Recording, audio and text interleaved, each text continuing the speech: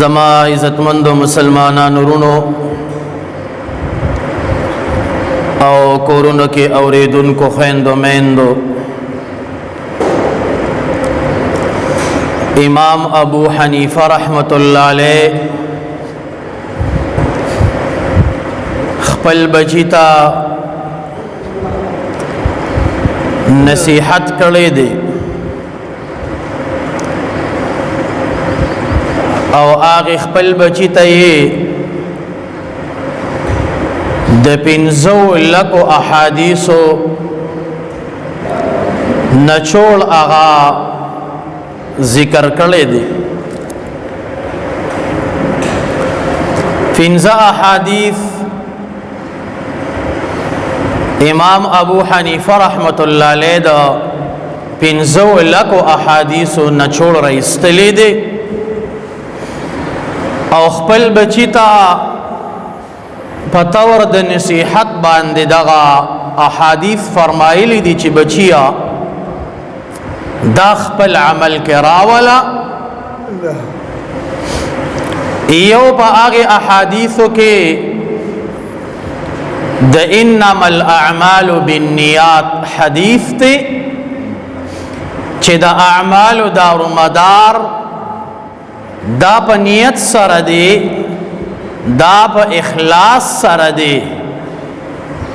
نو بچیا چې کم عمل کې چې په دې کې ستا نیت خالص وي، ستا نیت د الله د رضا وي،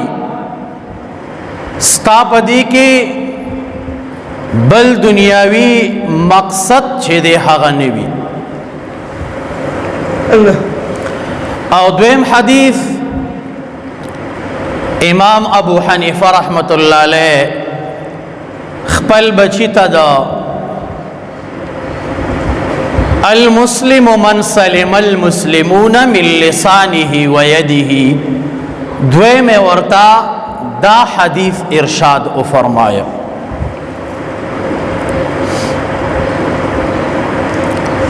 زکا مومن مسلمان چې دی د دا زندگی دا په 15 خبرو کې دا تیریږي. یو په هغه کې عقاید دي، دویم نمبر په هغه کې عبادات دي، دریم نمبر په هغه کې معاملات دي، سلورم نمبر په هغه کې اخلاقیات دي او پنځم نمبر په هغه کې معاشرات دي.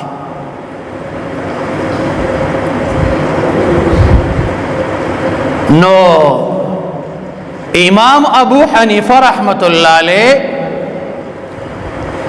دا حدیث چې راوړی دی دې کې دا معاشري متعلق ذکر شوی دی. نو امام ابو حنیفه رحمت الله علیه چې دا کم حدیث دویم نمبر کې راوړی دی دا د معاشري سره تړلې حدیث دی چې کله ستا زندګۍ کې دا حدیث راغی تا دې باندې عمل شروع کو نو معاشره با برابر شي، معاشره با د دې سره چې دی هغه شي دا صحیح شي. نو بیا په دغه 15 خبرو کې بعض حالاتو کې فرض دي، په بعض حالاتو کې واجب دي، په بعض حالاتو کې سنت دي، په بعض حالاتو کې چې دی دا مستحب دي. نن با دا دویم نمبر حدیث چې کم د المسلم من سلم المسلمون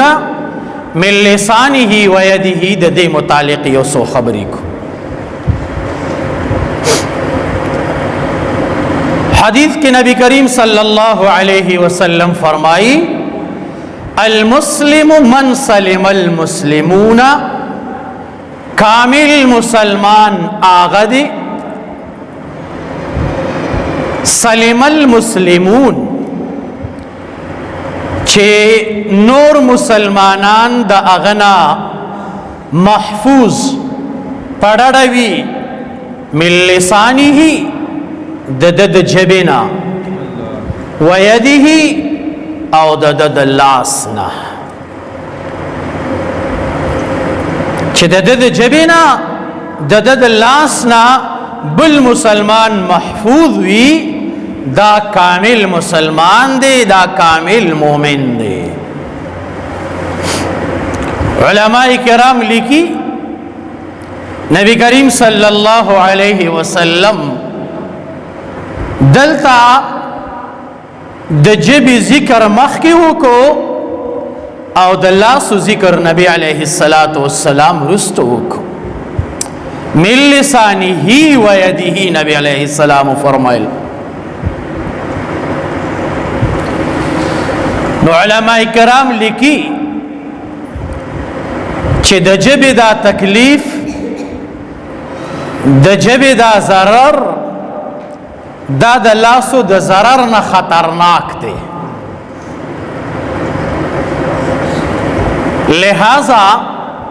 د دې وجه نبی علیہ السلام د جبی ذکر مخکې وکړو. اشاعر فرمایي کنا وی فرهر د نیزی خدی چې بجوړ شي په مرهمو، فرهر د نیزی خدی چې بجوړ شي په مرهمو، ولی بد فرهر د جبی وی د عمر سره سم. نو د لاسو فرهر، د لاسو زخم دا خو زر جوړ شي، علاج اوش، خو د جبی چې کم ضرر دی، نقصان دی، دا بیا د انسان نه یریږي. تاسو یې نه دا څومره دشمنه چې رغیږي، دا د دې جبې د لاسه رغیږي. انسان ته دې پیغور وکړو، هغه ته دې داسې کنزل وکړل چې هغه کنزل، هغه پیغور د هغه په زړه باندې ولیکلی شو. قبر لبوی لال شم خو وستا دا خبره به مې را نشي. نو د جبې زخم، د جبې پرهر دا ډیر زیات خطرناک دی. د دې وجه نبی علیہ السلام د جبې ذکر مخکې وکړو، بیا رستو نبی علیہ السلام د لاسو ذکر چې دی هغه کړی دی. او بیا علماء کرام لیکي چې د جبې په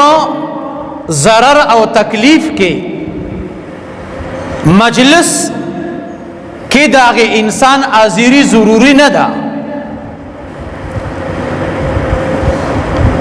ځکه یو انسان ته تکلیف رسې په لاس یا په جبه، نو په جبه چې رسې نو داغه انسان حاضری الته ضروری نه ده په هغه مجلس کې. که هغه یو کني تا او تکنزل کړل یا د سپیغور وغیره وکړو، نوی چې دا د دې وجه خطرناک دی. او د لاسو ضرر او تکلیف د دې لپاره خو مجلس ضروری دی، ځکه چې هغه انسان موجودی نو تبا او تکلیف ورسې په لاسو، او چې هغه موجود نه نو څنګه ته په لاسو تکلیف رسې. نو نبی علیہ السلام وی ځکه اول د جبې ذکر کړی دی چې دا جبه ډیره خطرناکه ده، په دې باندې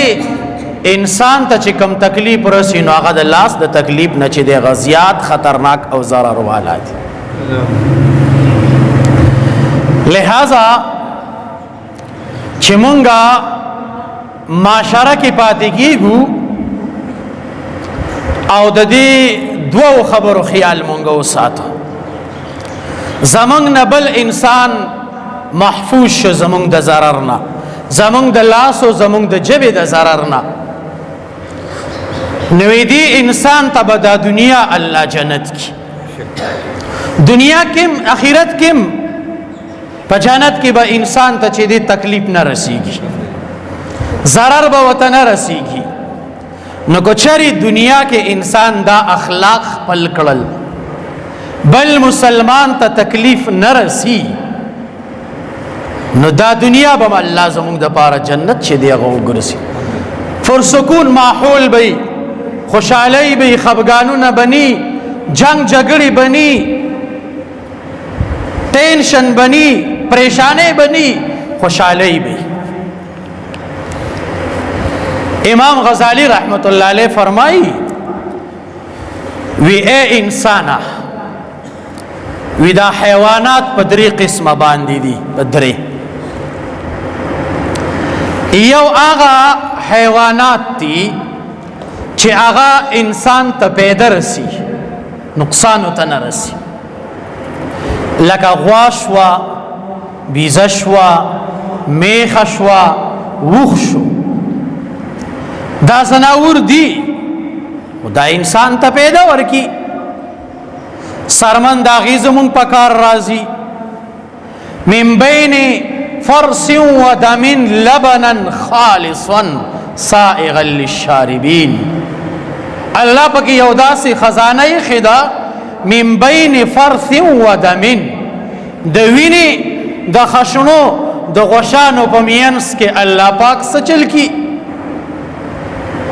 لبنا خالصا خالص په الله پاک پاغي کې را پیدا کی سائغا للشاربین هغه په مسکو سرمنیم پیدا شوا پیم پیدا شوا او کو نور سنی د حلالولو ضرورت راشي جو حلال کو غخي او خرو نو یو دا زناور د امام غزالی رحمت الله علیه فرمایي چې هغه د انسان ل پیدا ورکی دویم هغه زناور چې هغه انسان ته نه پیدا ورکی نه ورله نقصان ورکی لکه پیشو شوا یا دغه شانتی وغیرہ نور دا واړه واړه زناور دا انسان ته پیدا هم نه ورکی نقصان هم نه ورکی او امام غزالی رحمت الله علیه فرمایي چې دریم نمبر هغه زناور دی چې هغه انسان ته چې دی هغه نقصان ورکی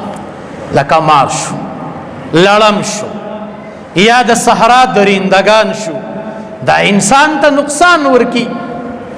نو امام غزالی رحمت الله علیه فرمایي وی اے انسان تو خو الله اشرف المخلوقات پیدا کړي اشرف المخلوقات مطلب دا چې ته په تمام مخلوقاتو کې غوړه پیدا کړي تبا د الله احکامات د پیغمبر علیه السلام طریقې دا بخپله تبا عقاید د اعلی درجه ساتي تبا اخلاقیات د اعلی درجه ساتي تبا عبادات د اعلی درجه کې تبا معاملات د اعلی درجه کې تبا معاشره کې د اعلی درجه د معاشري ژوند چې دی هغه تیرې ته اشرف المخلوقات او بیا امام غزالی رحمت الله علیه فرمایي وی اے انسان کو دغه کی امنی نزان د زناورو په دی اوله درجه کې خو اختیار کا کنه چې تا ته د چاته خو پیدا ورسی سرنګ چې دا اوله ډله د زناورو د دینه انسانانو ته پیدا رسی نو اے اشرف المخلوقات بندا تک هغه درجه والا نشرغه دی دومره خروخ شه چې چاته خو پیدا ورسوا کنه او بیا امام غزالی رحمت الله علیه فرمایي کو دا اول درجه والا نرغیږي نه دی دویمه درجه والا روخ شه که چاته پیدا نشي رسولي نو چاته نقصان عمر سوا او دی دریمه درجه والا چې دی داروغ نشي دا دریم قسم روغ نشي داسې روغ نشي چې ته هر چاته تکلیف رسې، هر څوک ستانه په تکلیف کې، هر څوک ستانه په مصیبت کې، دا چرته روغ چې دی هغه نشي. نن که موږ په معاشره باندې ورونو نظر واچو، سوچه کې زمونږ نه کور والا په تکلیف کې دي، بار ته نه ځو، بار نه ویم، کور والا کور د چانه بخپله بیبي په تکلیف کی، د چانه بخپله خور لور په تکلیف کی، د چانه با مور پلار په تکلیف کی، د دن دا حالات دی بار تراشه.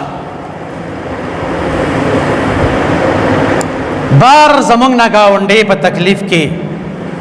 بار معاشره کې زمونږ نه ټول خلق په تکلیف کې، مونږ کمې درجې ته ورسېدو. دا د نبی علیه السلام اخلاقو، نبی علیہ الصلوۃ والسلام دا سبق مونږ لنه دی راکړی. نبی علیہ السلام عجیبه اخلاق. حضرت انس رضی اللہ عنہ فرمائی وما د نبی کریم صلی اللہ علیہ وسلم لس کاله خدمت کړی دی، لس کاله، لس ورځې نه، لس هفتې نه، لس میاشتې نه، لس کاله می د نبی علیہ السلام خدمت کړی دی. نبی علیہ السلام چرته ما غوسه نه دی لیدلی، نبی علیہ السلام چرته ما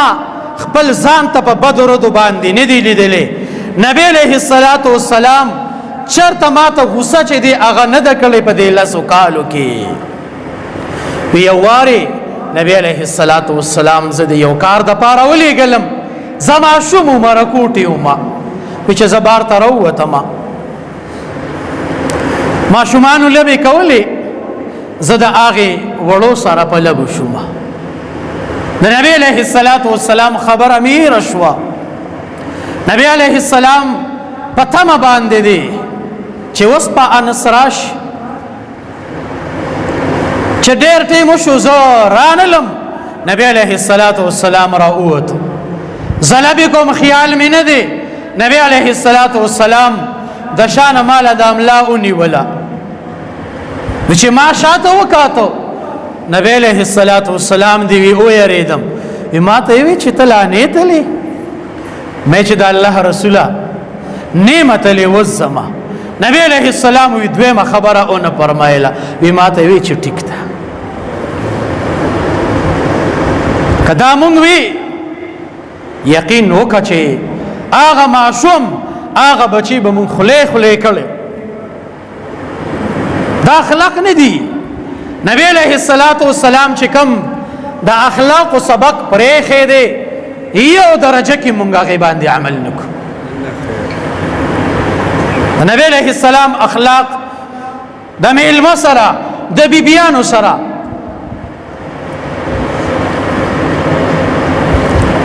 نبی علیہ السلام د شپې د حضرت عائشہ رضی اللہ عنہا و سره خواته ده، او نبی علیہ السلام غل را پاسېدو. دا درته ویم چې کلم نفلی عبادت کوي، په نفلی عبادت کې به بل مسلمان له تکلیف نه ورکوي، چې ستا د هغې نفل عبادت نه بل مسلمان ته تکلیف او ضرر چې دی هغه ورسي، دا به نه کوي. نبی علیہ السلام غل را پاسېدو او لاړ او داسې وکړو، په عبادت باندې ودرېدو. عائشہ رضی الله عنها یې پوه نه کړه. زمونږ اخلاقو ته وګوره د کمې درجې. بل یو صحابي فرمایي وی نبی کریم صلی الله علیه وسلم میلمه شوی مشپه مې ده وکړه. نبی علیہ السلام وی زه د وخته ودشم او بار جماعت کې د صحابه کرامو سره مسائلو، نبی علیہ السلام هغې کې مشغولو. نبی علیہ السلام لږ لیټ راغی، داسې په خاموشۍ سره داسې غلی راغی چې زه د نبی علیہ السلام پر راتګ باندې نیمه پوه شم. دا د هغوی اخلاق. نن که زمونږ اخلاق وګورې، یقین وکړه اخلاق نشته. جلال الدین رومی رحمت الله علیه دا مثنوی کتاب چې لیکلی دی دی په اشعارو کې ډېر د نصیحت نه ډک مثالونه واقعات دا ذکر کړي دي. بعضې دی کې چې دی هغه فرضي ام دي خو زما ستا د پوهې دپاره هغوی یو داسې مثالونه ورکړي دي.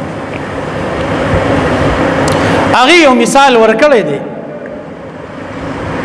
وی چې یو بازار دی بازار تیز نور دی تیز رڼا ده یو کس را روان دی هغه ډیوه بله کړې ده په هغې بازار کې ګرځي یو ځای ته ځي بل ځای ته ځي ډیوه ورسره ده خلقو ته وي دا څه لیونې دي په دې رڼا کې ډیوه راغستې ده. یو کس ته تپوس وکړو وی تا خو ډیوه راغستې ده د ډیوې ضرورت نشته ځکه چې د ماسپښین ټیم دی رڼا ده تیاره شته دی نن دا ډیوه د څه لپاره ګرځې نو وی هغه صاحب ورته عرض کي چې انسان ګورمه انسان ګورمه وي نو هغه سوال کوونکی ښه حیران شو چې دې چته لیونی شوی دی کو په دې رڼا ورځ کې او خلک ګرځي راګرځي سپټ پناه نشته یو یې ډیوه راغستې ده دویم وي چې انسان ګورمه نو هغه سوال کوونکی بیا سوال کې وي دا انسانان نه دي نو هغه له عجیبه جواب ورکړي وی نه دا انسانان نه دي دا په شکل د انسان کې حیوانات دي حیوانات صحیح انسان ګورم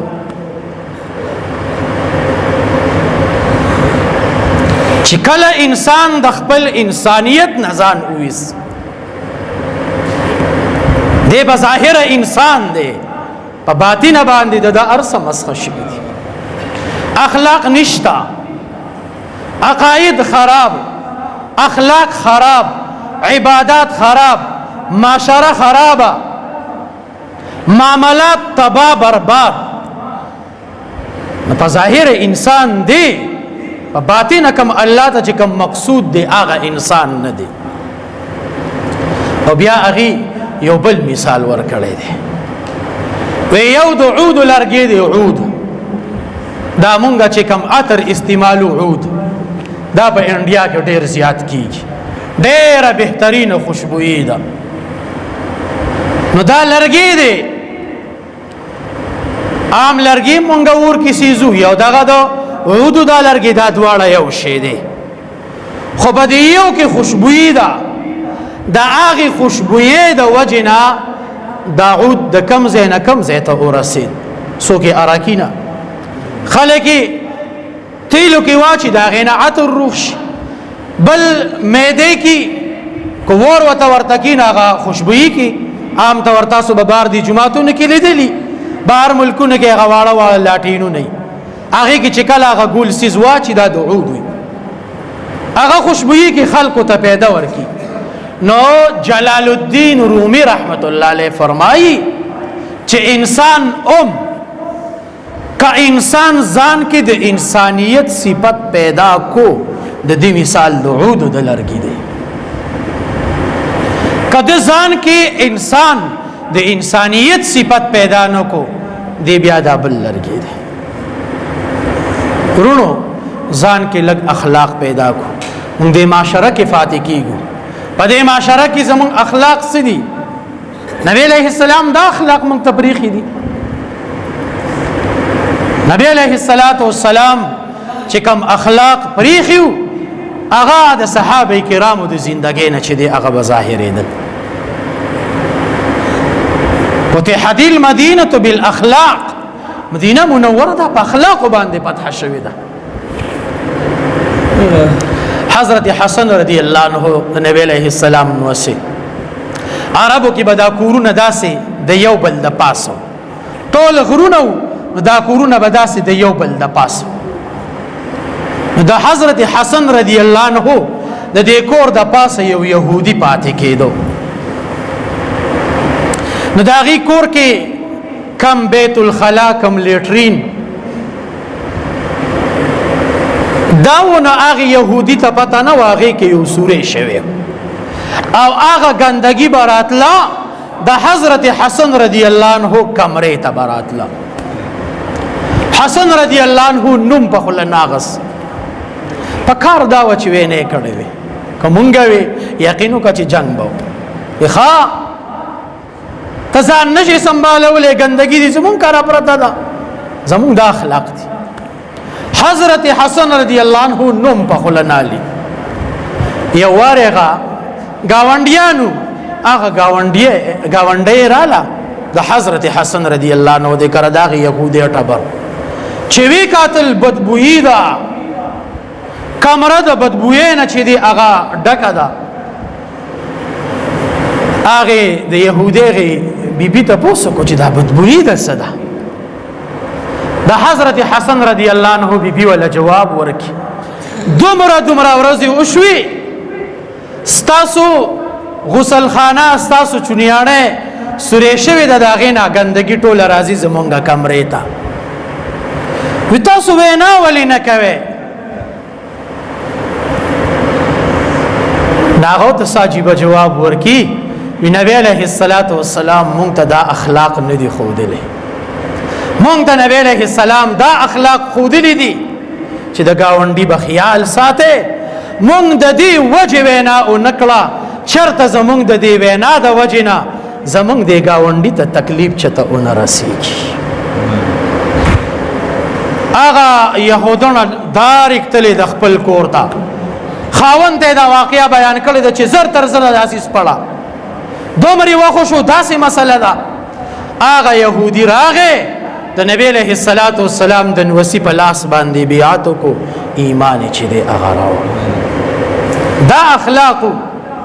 بل یو صحابي دی دقه شان د هغې د کور د پاسه د یو مجوسي کور دی دغه شان حالات دي نو هغې صحابي یو غټ ډرام د هغې وخت مناسب دا اغوستی و هغه بیا ورته ایښی او څومره ګندګي چې به راتله هغې ته د شپې چې به تیاره شوه هغه ګندګي بیا بار ته غورځوله ډېر وخت پکې تیر شو د دغه صحابي بیمار دی د مرګ په حالاتو پروت دی دغه مجوسي را وغوښتو هغې مجوسي ته دا واقعه بیاني چې یاره داسې مسله ده دومره وخت وشو چې ستاسو د کور نه دا ګندګي راځي او زه دغه طریقه ورسره کوم غرضومې خو زما زندگی کمه ده د مرګ پته نه لګي دا درته په دې بنیاد باندې ویم اوس هم تنګ نیم خو په دې بنیاد ویم چې کیدی شي زما نه وروسته بیا دا بوج څوک ونیسي لہذا چې ته د خپل کار چې دی هغه غور وکړي او دا ځای چې دی هغه سنبال کړي هغه مجوسي د هغې صحابي اخلاقو ته حیرانېږي او راځي د هغه په لاس باندې بیعت کې ایمان دا اخلاقو نو کم حدیث چې ستاسو مخې ته ما لوستی بس کوم نبی علیه السلام فرمایي المسلم من سلم المسلمون من لسانه و یده او دویم مې ته دا خبر وکړه دا کسان رستو راله چې امام ابو حنیفه رحمت الله علیه خپل بچی ته د 15 لکو احادیثو نچوړ بیان کړی دی په 15 احادیثو کې 15 احادیث ورته وایي او بچیا دا د 15 لکو احادیثو نچوړ دی چې کله دی دا 15 خبرې عمل کې رالی داسې شوه چې ستا دا دین ټول مسائل ستا په زندګۍ کې چې دی هغه رالل نو 2 حدیث ما نن ووي یو المسلم من سلم انما الاعمال بالنیات دا اعمالو دارومدار دا په نیتونو سره دی نو چې کم کار کو هغه د الله د رضا دپاره په اخلاص سره په صحیح نیت سره یو دا حدیث دی تاسو روزانه څومره کارونه کوئ نیت پکې د الله د رضا کوئ ثواب دی کم کار کوي کدی بچو لم دا مزدوری کوي دم په دې نیت کوي چې زما دا بچي با رزق خوري دی په عبادت کی زما بیبي به خوري نیک اعمال به کی په دغه کې نیت باندې تم مزدوری کوا د دغه مزدوري د دغه خلو د یو ساس کی اجر او ثواب بتاله الله پاک چې دی هغه درکړي. او دویم حدیث المسلم من سلم المسلمون من لسانه و یده، کامل مسلمان هغه دی چې داغه د جبینا داغه د لاسونه بل مسلمان رور چې دی هغه په امن کې شي، هغه ته تکلیف چې دی هغه نه رسیږي. د نن نه به دا عزم کو ان شاء الله را روانه جمعه کې به بیا هغه نور احادیث هغه چې دی ان شاء الله وایو. نن دا دو احادیث د خپل ژوندۍ کې راولې په دې عمل شروع کې ان شاء الله بیا ان شاء الله الله تبارک وتعالى با هر یو کور چې دی د جنت باغچه وګرځي، هر محله هر یو ځای دا به د جنت باغچه چې دی هغه وګرځي. لیکن په شرط دی چې موږ دا عزم وکړو چې د نن نه بعد به موږ په خپل جبه چاته تکلیف نه رسو، موږ په خپل لاسو چاته تکلیف چې دی هغه نه رسو. ان شاء الله دا صفات کو موږ خپل کړل نو د الله تبارک وتعالى را سره دنیا کې هم د کامیابی وعده، آخرت کې چې دی هغه هم د کامیابی وعده دي. الله دې دا عمل کولو توفیق را نصیب کړي. واخر دعوانا ان الحمد لله رب العالمين.